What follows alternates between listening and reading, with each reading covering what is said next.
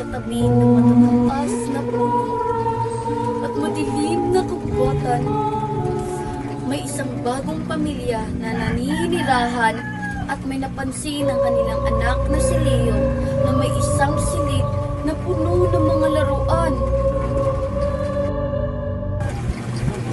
Isang gabi, naglaro ang batang si Leo at binalaan siya ng kanyang ina na, "Leo, wag na wag kang pupunta sa isang silid na may maraming laruan." Dahil matigas ang ulo ni Leo, pumunta siya sa isang silid na may maraming laruan. Nakuha ang kanyang atensyon ng manika at kinuha niya ito.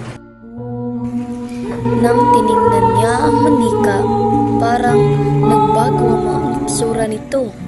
Ang mga mata ng manika ay nagsimulang nagniningning ng kakaibang liwanag at ang mga bibig ay parang nagsimulang gumalaw. Gabi iyon, hindi makatulog si Leo.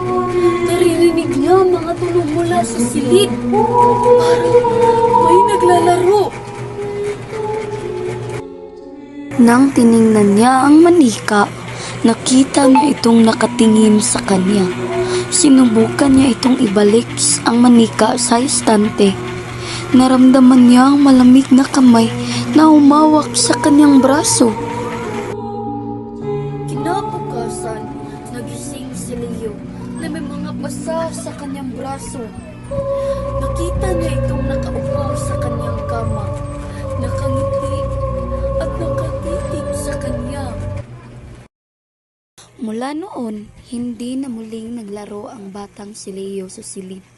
Natatakot siya sa manika at sa mga kakaibang pangyayari na nangyari sa kanya. Kaya't dapat tayong lahat ay makinig tayo sa sasabihin ng ating mga magulang.